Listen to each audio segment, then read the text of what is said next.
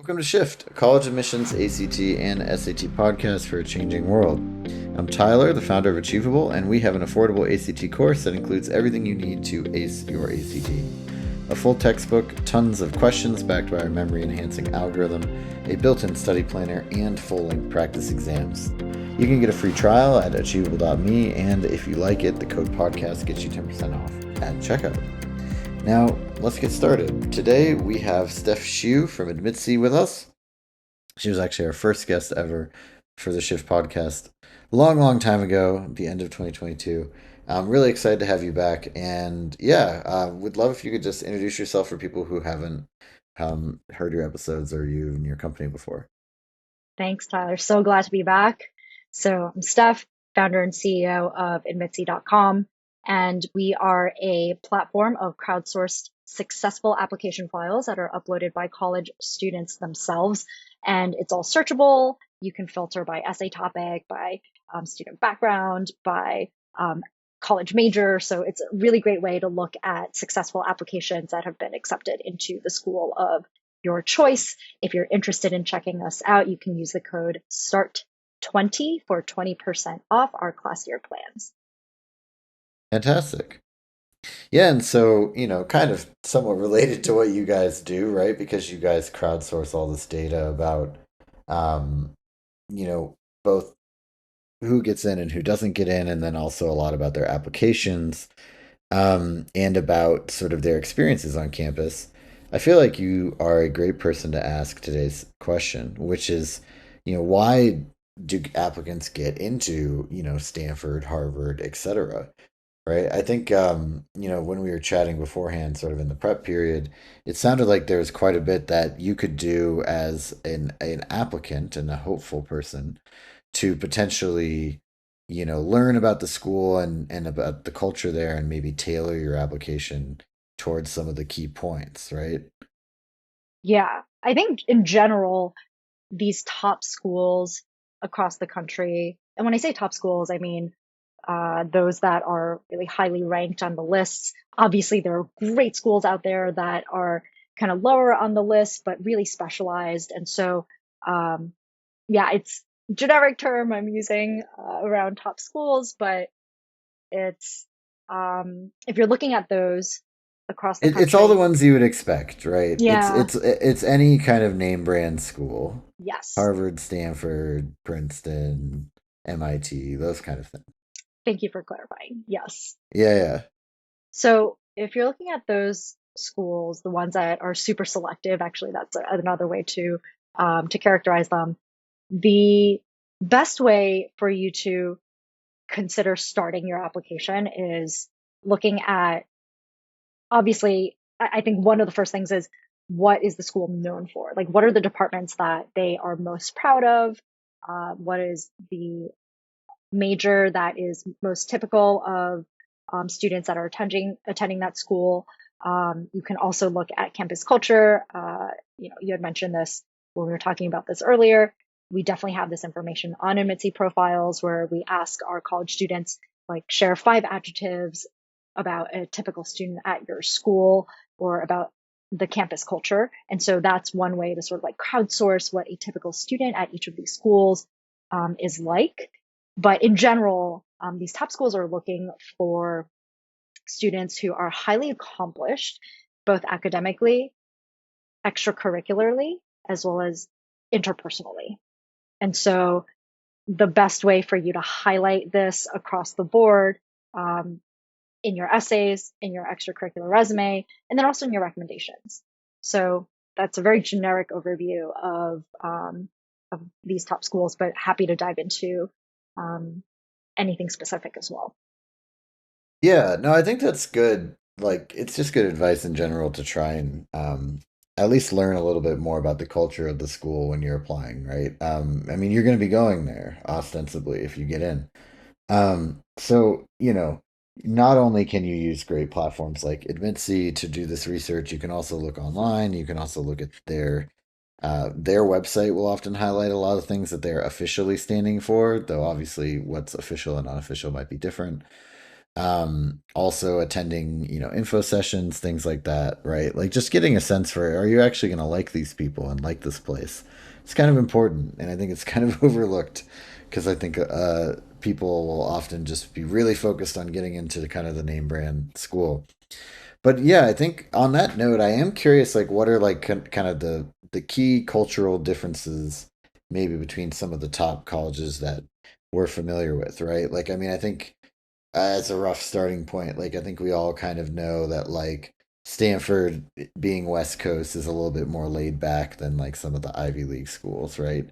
Or maybe has more of an emphasis on the technology industry or entrepreneurship or things like that. But what are some other things that you found really interesting, sort of just through the data that you see about some of the top schools that we know about? Yeah, to your point, West Coast, East Coast schools, there's definitely a cultural difference. Um, this has been a while back when we were looking at this, but one of the things that Mitzi is best known for was analyzing Harvard versus Stanford essays. And we took a look at essays that got accepted into one versus the other.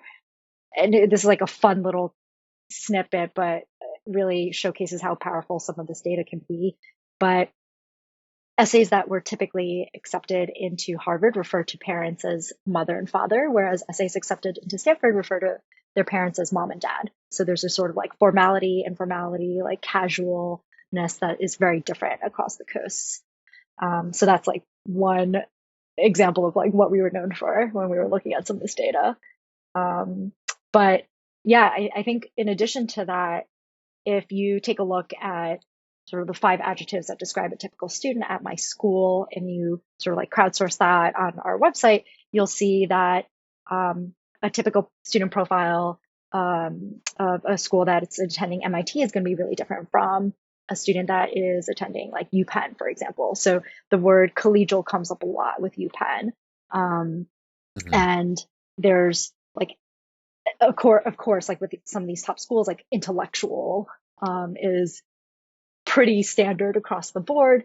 But you'll see that at some schools, the adjective of, studious shows up more for some schools versus more social at other schools. So just like kind of depending on your personality and where you think you would best fit in, I think that's a really good way for you to just like assess for yourself, not necessarily to highlight in your essay so much as just like for you to share why you understand what the culture is like.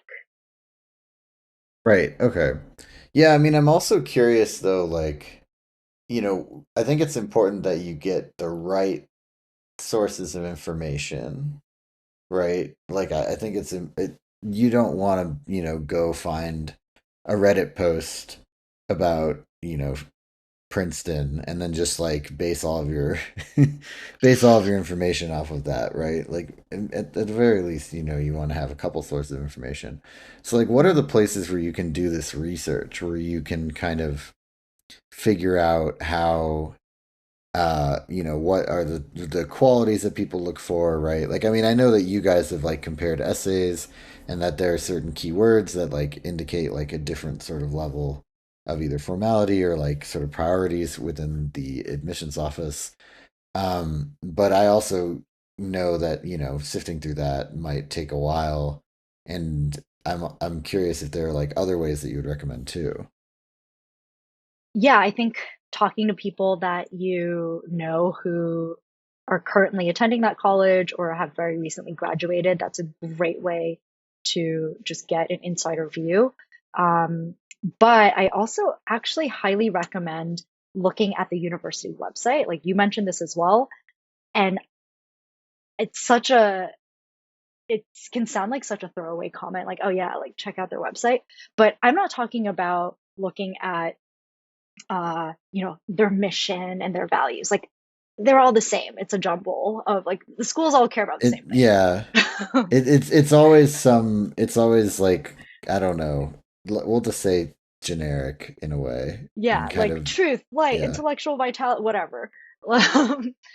But I'm not talking about that. I'm talking about keeping an eye out on their news, their announcements. what do they care most about? What are they highlighting these days? Is there a department that's new that they're actually actively recruiting for? So, for example, um, there was a college a couple years ago that launched an entrepreneurship department or a very specific entrepreneurship and tech related um, undergrad uh, sort of area of study. And because it's a new department, that might be something that you're like, oh, actually, I'm super interested in that field. And because this is new for this college, they may be more willing for to like take a bet on me as the initial cohort that's going to be admitted into this school, right? Hmm. So I think like being a little bit more strategic about it and looking at what the school itself is highlighting can be really useful in crafting your application. Obviously, you don't want to do it in a way that's like completely different from your extracurriculars and what like your course of study. But if it is actually can enhance it or amplify it or complement it, then I think that's a really great way to go. Yeah. Well, and I think that in general, you want to see like the admissions officers are most likely, especially if you're applying to a top school, they're most likely seeing a bunch of very qualified people, any of whom, particularly if you're someone getting closely looked at, any of the people applying to these top schools can probably meet their academic rigor requirements, right? So it's Absolutely. not about whether you can hang, it's about whether this is the right school for you and whether it's the right school for you more so than it's the right school for Jimmy, who's the next on the list, or, you know, Tara, who we read about yesterday, right? Like they're trying to pick quote unquote the best fit. And I think they take it that very seriously, right? I think that they actually are trying to think about it holistically in that way. That does mean it's subjective, right? But I think that it also means that they are trying to help you by making the best decision for both you and them. Absolutely. And I think kind of to your point of they're trying to find the right fit and they're trying to craft the most well-rounded class of incoming freshmen for them, then that means if there's a new department, they need to recruit enough people to fill the seats in that new department, right? And so I bring up the entrepreneurship example because I think if you can even bring that in and say, like, I know this is a new department for the school when you're talking about, the why us essay. And you can mention, like, I know this is a relatively new department. So um, there's a lot of opportunity for me to basically like spearhead things and craft the experience I want to have and really have a say. That in and of itself is entrepreneurial, right? So like Hmm. the fact that you're leaning into um, a new entrepreneurship department in order to be entrepreneurial is like, yeah, it's sort of like doubles up on making that argument. So I think there Hmm. are like ways for you to demonstrate your interest that can be really different from what everybody else is doing. Right. Yeah, and I think just the last thing as we're kind of thinking about like how you can adapt your application to each college, right? I mean, what do you think? So, like with the Common App, you're kind of submitting the same essay to everybody. Is that correct? Um, or do you get to like submit slightly different versions for different schools? I Slightly I different should know this, but I versions. don't. Got Yeah. it. Yeah. So I think then really, I mean, it seems like just like a sort of a baseline strategy that you should employ is try to come up with, the 3 to 5 sort of cultural things that you want to make sure that you mention in each of your essays per school, and then just like tailor your essays a little bit to each one. Do you feel like that's a good idea, or do you think that's potentially shoehorning something in? No, I think it's a good idea in the sense that if as long as there's sort of like a rationale behind why you're doing it because it's highlighting aspects of who you are already, or you're talking at some point in your essay, your supplemental essay, which we call the YS essay. But in your YS essay, if you can mention like, I visited the school, or I've done research in this particular field, or I've talked to students at this school, and I know that the students at your school see themselves as XYZ, and then it shows, not only have you done your research, and you've gone out of your way to really understand the school, but you're more like on the ground and more in Mhm. touch with how students see themselves than necessarily what like admissions is coming in and saying like our typical student is this, right? Is ABC. Right. When so I think like the more that you can show that you've done your due diligence and you are more on the ground, I think the better it is for you. Yeah, I think it also, I mean, you just also made me think of another like pretty good idea in general, which is um, try to talk to some students ahead of time, right? Like whether it's as simple as, maybe it's your friend's cousin or whatever, or maybe it's someone that, someone on a coach from one of your sports teams knows, or one of your teachers knows, somebody who ended up going to that school, or, worst case scenario, you cold outreach on LinkedIn or something. And they're just like, hey, I see that you are attending this school, and I'd really love to just like talk to you for 10 minutes, just learn more about it, and see if it's a good fit for me.